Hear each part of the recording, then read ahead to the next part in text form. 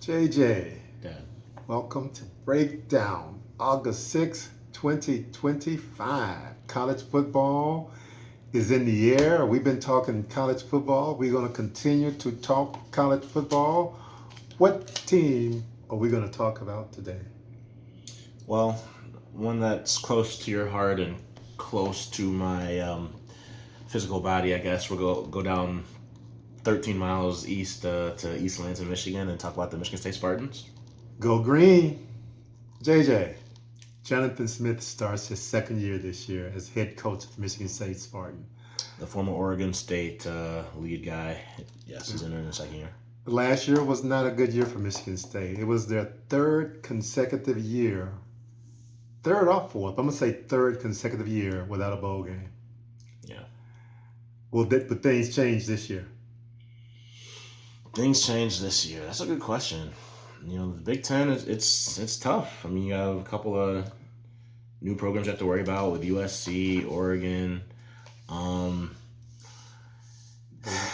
I think for Jonathan Smith's sake and definitely for the quarterback Aidan Chiles' sake, it would be wise of them to at least make it to bowl eligibility. No, they were close, 5-7 last year. Almost doesn't count, but yeah. Yeah, and they had some games they could have won, particularly was it Boston College when Chiles threw that interception in the last few seconds of the game.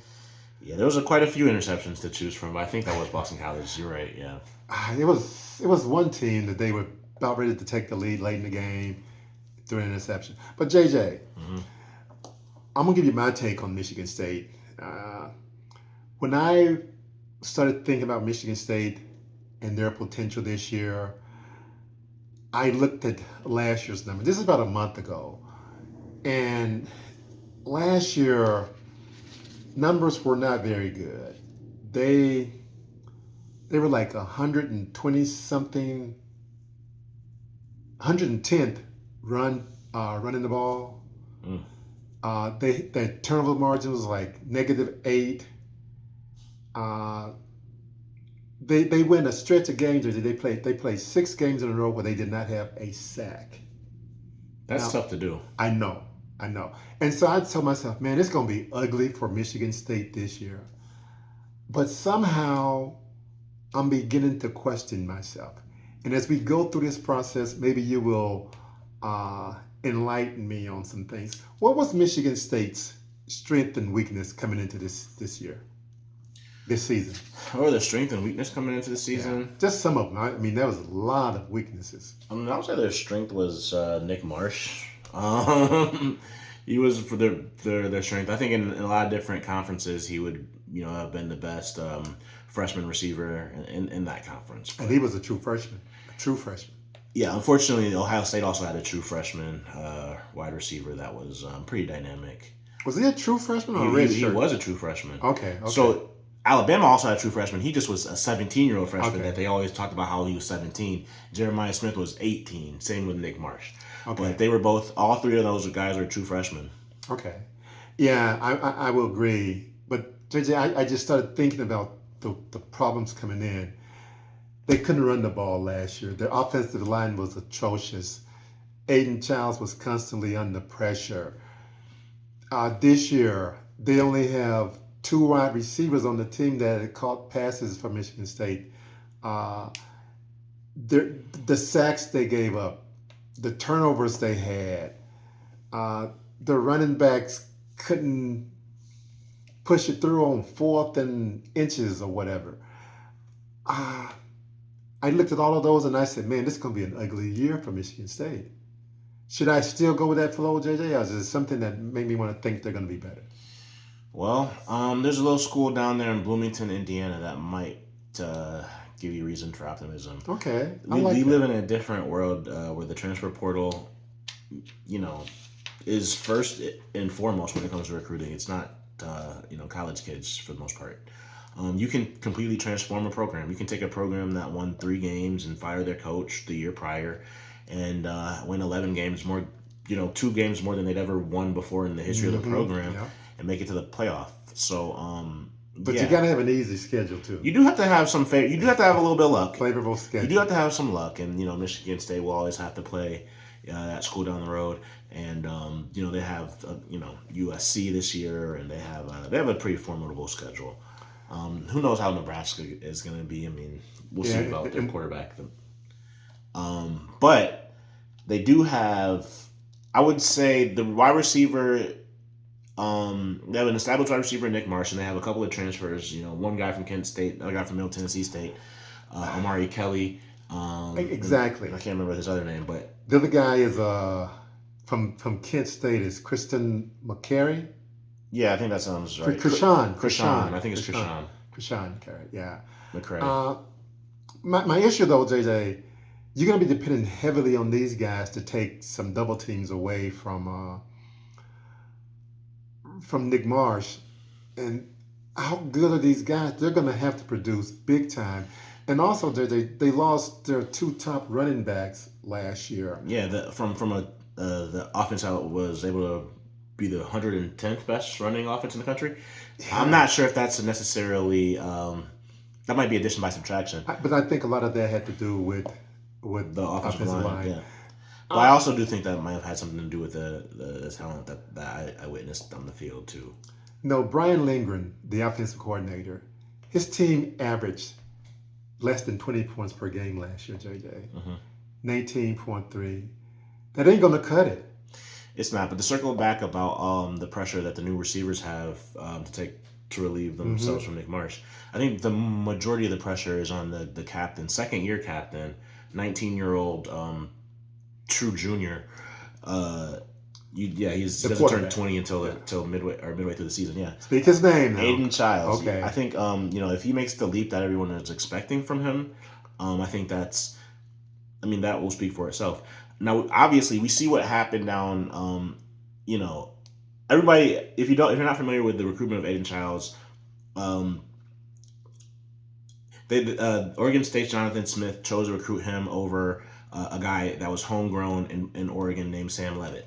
That guy went to Michigan State because he didn't get an offer from Oregon or Oregon State. Jonathan Smith handpicked Aidan Chiles from California, and he was a higher ranked recruit. But I'm not sure if you guys are aware of what happened with Sam Levitt last year, but he was one throw away from at Arizona State. They made it to the playoffs and was a throw away from beating Texas, and advancing to the college football championship game.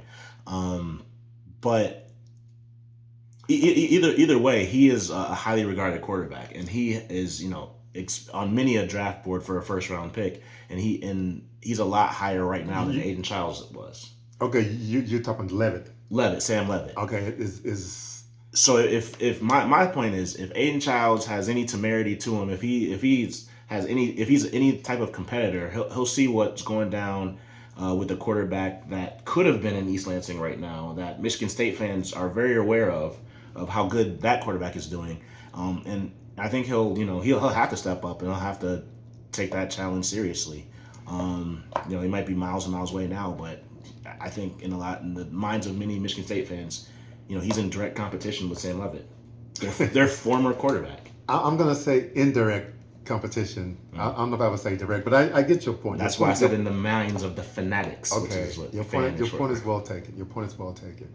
But JJ, how much does Brian Lindgren have to operate with for the offensive coordinator? I think he has a lot of talent at some of the most important positions. Okay. He has two running backs that are true sophomores that are stepping in. And they have that transfer from Sacramento State who will probably be the starter.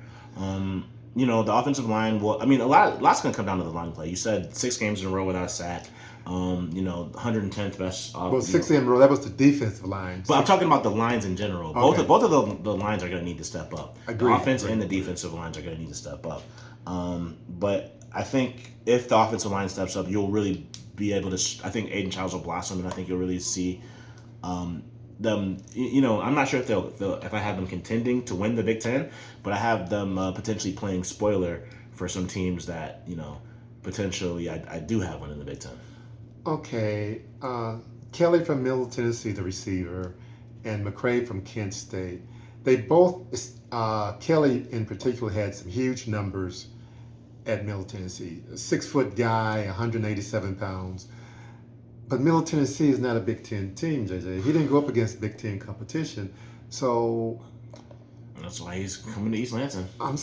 Okay. Well, I'm just saying Michigan State. They seem to be relying on and heavily relying on these smaller schools to produce big for them this year. Hey, Arkansas expected a smaller school wide receiver to produce for them. And he did. Isaac Tesla. Two of them. Tesla and Andrew won Armstrong. won in the third round, and Andrew Armstrong led the SEC in targets, I believe. Yeah, and yards. And yards. Yeah. So, you know, and you look at a guy who in the first round, Matthew Golden from Texas, he transferred from a small school too. Okay. I think that's what you're seeing more, and I think it's more obvious in college basketball, you know, the Walter Clayton Juniors of the world. But in college football, you're seeing guys that can play, just given an opportunity to play. And I'm not going to disagree with you, but I do want to point out that, to me, they haven't proven themselves on the big stage yet. I agree. But that's easy to do. Now, they did go out and get a couple of offensive linemen that I thought will help them really, really, really, really quickly. Montana State guy, Connor Moore. Is this Connor Moore? Yeah. And then they got the guy from Wake Forest, the center, Matt Gubelin. Those two guys are highly rated. Even though the guy from Montana State, still another small school, yeah, I think he was rated higher than anyone in the transfer portal that Michigan State got. I'm not sold on the running back from Sacramento State. I hope I'm wrong. I hope he lights it up. But man, I'm just hoping that they can produce. But I'm not sold that they will produce. I'll just leave it at that for right now. Yeah, I mean, I think it's an unproven staff. I mean, they're entering their second year at Michigan State. They haven't proved anything other than that they went 5-7 last year. So there's a lot to show and prove. But it doesn't discourage me to hear that someone from a smaller school, that they're targeting guys from smaller schools. I think there's a lot of talented guys from smaller schools. I agree. I just think it's not as easy to evaluate, but production. But I think it's a lot easier to evaluate the production of a guy at a Division I AA school than it is to evaluate a high school player or something like that. I just think the level of competition is a step down, but it's 1 or 2 steps down. Okay. High school is a precipitous drop to me. True. Well, we'll hope that they did some great evaluation, and Brian Lindgren will have a lot of talent to work with. One thing that I will say that Michigan State got strong positions, tight end, I can't think of the guy's name, and the quarterback position on offense. I think those two will carry forward this year, quarterback and tight end. On defense, JJ, we mentioned the defensive line. They lost a couple of edges. They brought in 2 edges with supposed to be highly talented. Last year, though, their run defense was really good. But their total defense was really lousy. They gave up 26.1 points per game last year and 332 yards per game. Yeah. That was their defense. So, and the defense coordinator is Joe Rossi. He's got to step it up. Their defense got to step it up. But you about ready to go through the schedule? You got some more you want to talk about? Any individual players that we haven't mentioned that there are some key players you want to talk about? No, I think we've hit on the main people to talk about. Okay. Let's go through their schedule, JJ, and see where they get 6 wins out of here to make it to a bowl. Yeah. They play a pretty tough schedule as far as the Big Ten goes. They switching out last year from the West Coast. They had Oregon and Washington. Yeah. This year from the West Coast they have USC and UCLA. Yeah, they missed the team that won the conference last year in Oregon. They also missed the team that won the national championship last year in Ohio State. So it's it's tough. It's still a tough. That's the Big Ten. It's still a tough team. I'm not sure I agree that the Big Ten is that tough altogether. I do think that Michigan at State this has point, a tough schedule. They're devouring conferences that there's only going to be 2 left. I think it's significantly tougher than it otherwise used to be. Okay, and they are especially when you have Indiana and Illinois playing. I've seen a lot of experts pick the Big Ten to win it all again this year with Penn State. Of course, yeah. I mean, okay. I'm not surprised at all. They're everywhere I've seen they're the third team in the country. Everybody has Texas 1, Ohio State 2. Penn State's right there 3. They're bringing a lot back. I've seen people picking Penn State to win. But JJ, let's go through this conference. Michigan State starts the season off on a Friday night against an in-state rival, Western University. Western Michigan Broncos. Yeah, Western Michigan. The most terrible school in the state, if you ask me, personally. That's because you are a CMU grad, and that's your arch enemy. Fire up chips. Okay, but JJ, how will Michigan State do at home against Western? Western was 6-7 last year. Yeah, well, obviously Michigan State will demolish the Western Michigan Broncos. It's going to be an embarrassment. Okay. Everyone in Kalamazoo was going to. They're going to turn the game off at halftime. They're going to, it would be not to be spoken of again. Well, we understand your biases against Western Michigan, so we'll just say we both agree that Michigan State will win that game. They better. Yeah, not the best way to start off a second year by losing to a MAC school. So the second game is Boston College in East Lansing. Last year, Michigan State went to Boston College. I think like the fourth game of the season last year, and they lost it. Yeah, they took. They was a surprise. Yeah, they snatched defeat from the jaws of victory. It was quite remarkable to see. Thomas Castellanos,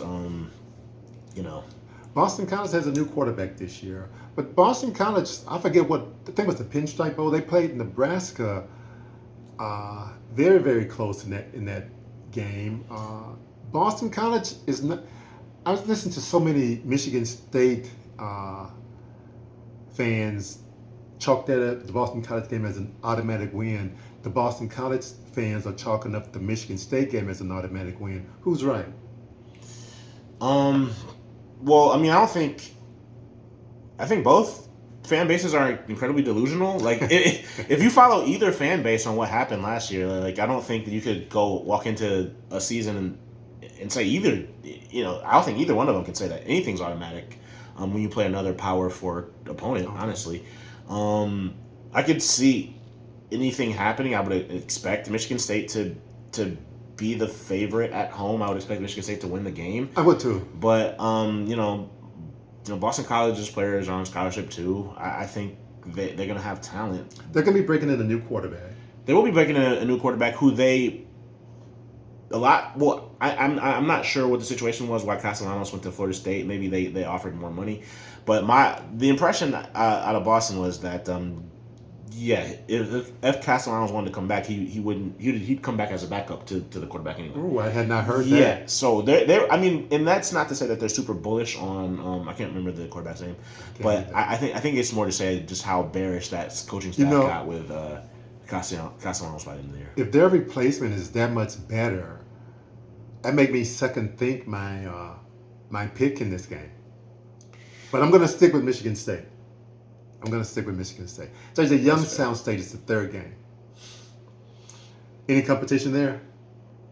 Youngstown State, good old sweater vest, Jim Trestles. They were 4-8 last year, JJ, in a very weak conference. Yeah. I don't even know the name of the conference. I don't even. But believe me, it was weak, and they were 4-8. I don't know one player on Youngstown State's team currently. Can't think of the last one that I could remember. So no competition there. I'm gonna if Michigan State struggles with Youngstown State, that will fire the alarm. that siren will be going off. It's time to consider. Okay, JJ. After Youngstown State, they start playing real team.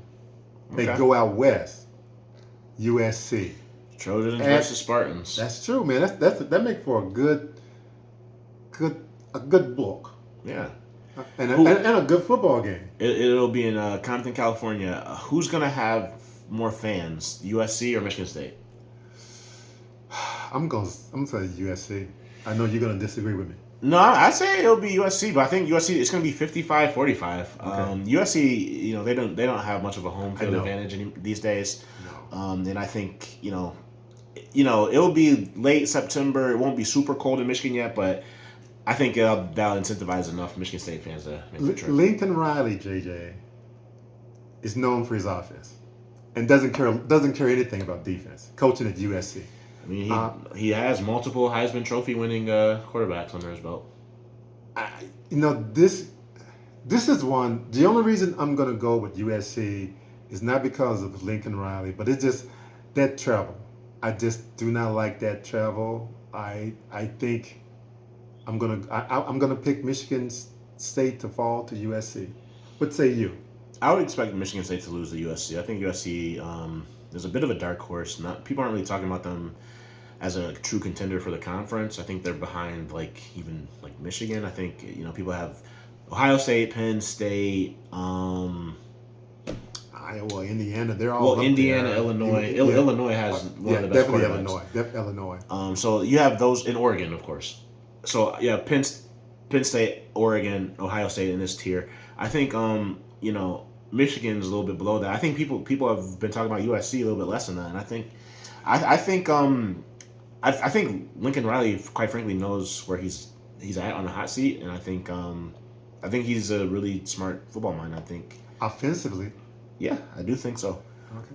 They were 7-6 last year. Again, they were better than Michigan State was last year. So yeah, after USC, Michigan State gets a bye, They do get a bye. and then they Can't lose the bye. can't win it either. No. And then they go to Lincoln, Nebraska. And the revitalized offense.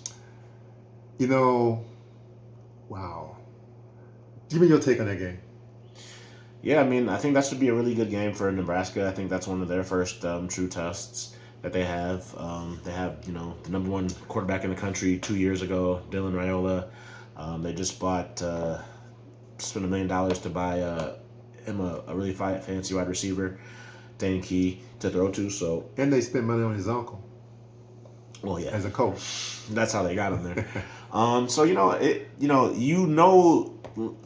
Lincoln, Nebraska will not be lacking for passion. They will be passionate fans there. I expect Nebraska will be favored. I don't know how real I see Nebraska, but I do expect Nebraska to be favored for Nebraska will be coming off a bye. Mm-hmm. And the week before that bye, they will have hosted Michigan. Okay, so that'll be in Nebraska's second game. Yeah. So Michigan State will have good film on Nebraska. Okay, JJ, Michigan State. Who did you pick to win that game? Because I'm taking Nebraska. I like Nebraska a lot.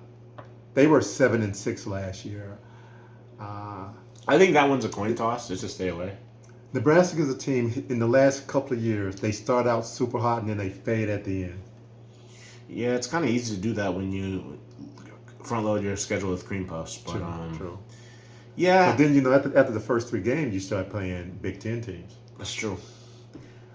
I would say that I think it's a coin toss game. I could see either team winning. Because Nebraska's at home, I'm just going to go with Nebraska. Okay.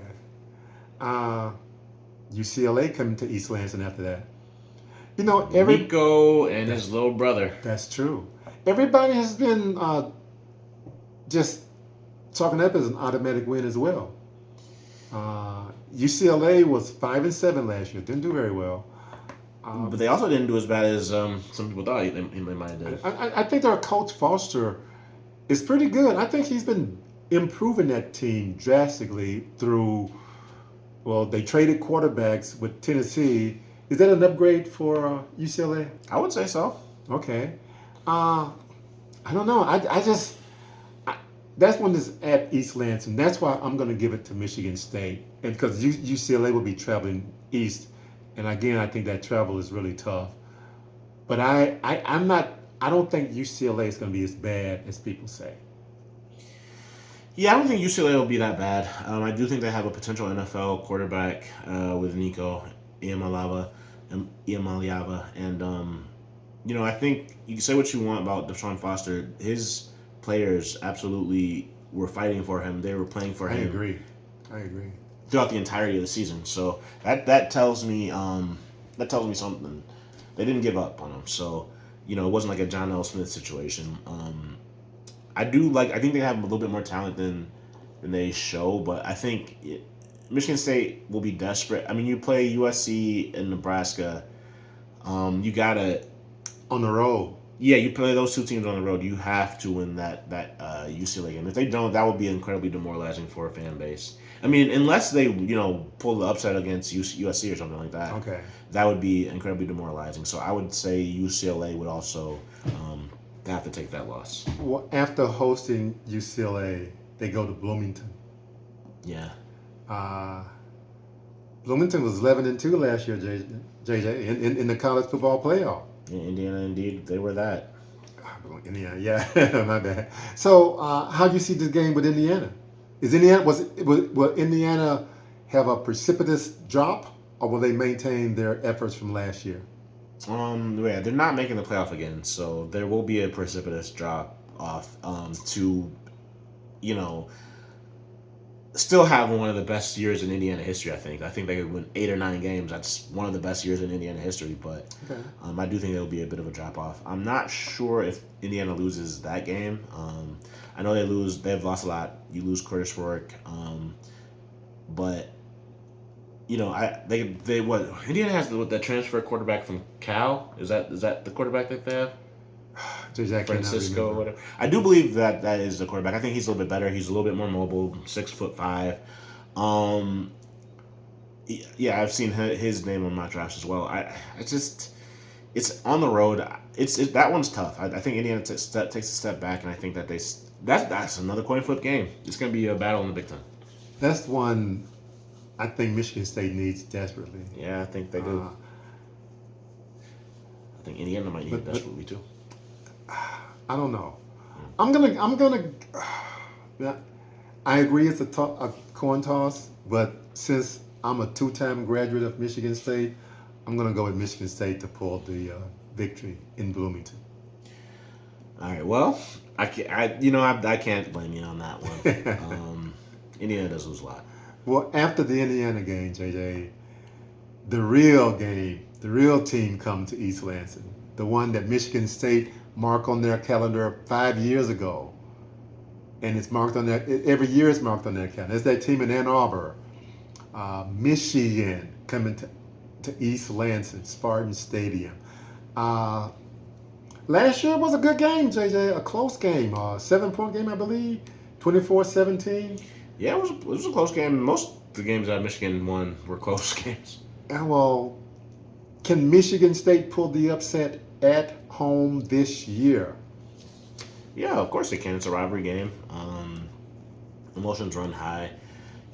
Michigan will have been coming off, playing Wisconsin, USC, and then Washington before playing Michigan State. So it's a pretty tough gauntlet. I don't know about Wisconsin. Yeah, that's a whole other story. Yeah, Luke Fickell, but anyway, that's something for later time.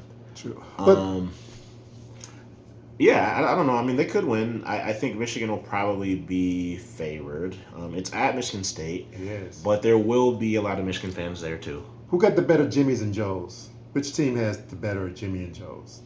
Yeah, I'm going to go with Michigan on that. Their recruiting class, I think, was like 9th in the country. Michigan State's was pretty bad.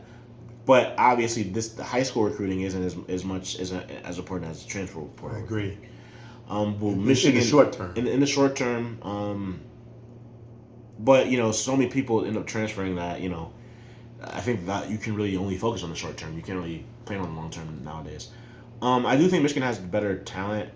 I think that they'll be favored on the road at Michigan State, but you know what Michigan?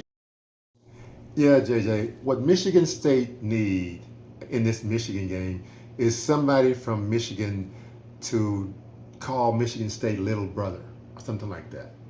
Because once that happened to them in the past, when Hart made reference to Michigan State as being little brother, Michigan State just went on the roll and started kicking Ann Arbor's butt. Wow. And they haven't done it like the way they did. So they need Hart or maybe Bryce Underwood will call him little brother, and then they get him going. Well, Mike Hart should be on the sideline if his health is He's coaching on the sideline. So health is all right. So maybe that'll be the motivation that Michigan State needs. Okay, JJ. After the Michigan game, Michigan State goes to Minnesota. That's a game. I like Minnesota's coach. I think Michigan State should have better athletes. Uh, and I'll pick Michigan State to win that game. Although I will say Minnesota might have the better coach. To me, that's yet to be proven. But I'm going with Michigan State in that game. Yeah, I don't know. Minnesota, they don't have the toughest schedule. I could see them, taking the foot off the gas on this one. But it'll be at Minnesota in November. I like Minnesota at home once it gets snowy. But yeah, Michigan State has to, if they want to get bowl eligible, they have to beat like the Minnesotas. Oh, absolutely, so absolutely. I'll go with Michigan State on this one. Okay, JJ, let's finish up their final 3 games. They close hosting Penn State. Yeah, that might not look good. They go to Iowa, and then they go to Detroit, Motown, where they play Maryland. Yeah. So it's Penn State, Iowa, Maryland. Iowa's on the road. Penn State coming to town. How will Michigan State finish the season? I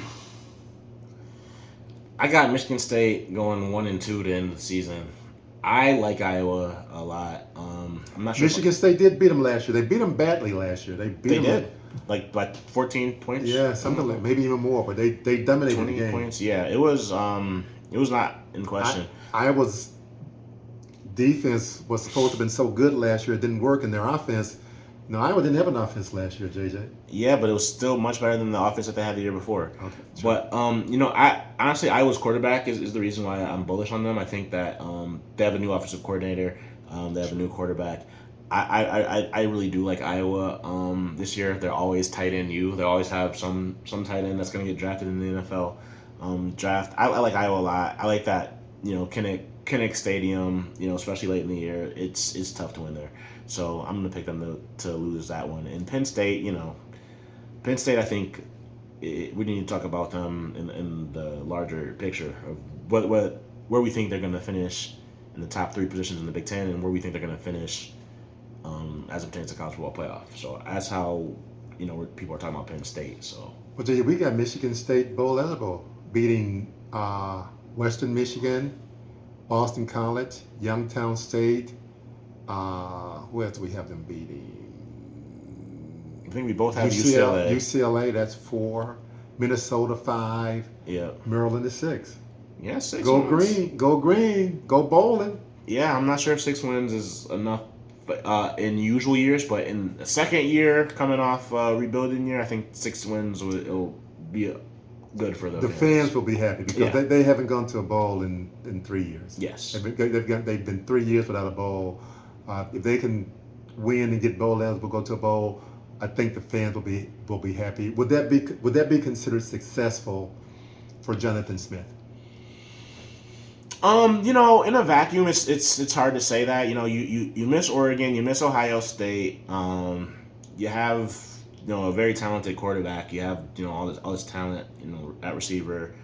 In a vacuum it'd be tough, but providing context, I think that 6-6 would be a successful season. And it depends on how it looks too. True. It depends on how. if they win some games decisively, if guys are looking good while doing so, or if they just luck into some wins.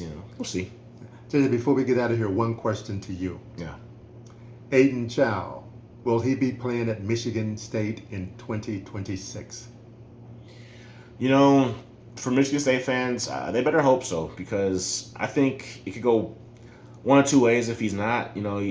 There's the high where he goes off to the NFL draft or something like that. But I think the more realistic scenario is if he's not at Michigan State in 2026, it's because things didn't go well in 2025. So I think he'll be back in 2026. I think things will go well enough. I'm thinking he will be in the NFL or else he'll be back. Pre-NIL, I would agree with you, but there's just so much about quarterbacks specifically, about the reps that you need to be successful in the NFL. Okay. Pretty much every quarterback that has been successful has taken copious amounts of reps at the college level. And I think, now that NIL is a thing, I think more quarterbacks are more likely to stay. I think Arch Manning, for example, I think he's not going to leave after next year either. Whoa. Man, you make a good point about the pre-NIL, and I tend to agree with you after I think about it. So I think he will be back at Michigan State next year. They give them something to build on, help their recruiting, and they've already doing decently in recruiting. But JJ, Michigan State Bowl eligible, I'll take that. Well, I think they will take it too. You got anything before we get out of here on Michigan State? No, nothing on Michigan State. WPS. Who they? We'll pig swing. Bengals first preseason game tomorrow. We out of here. Go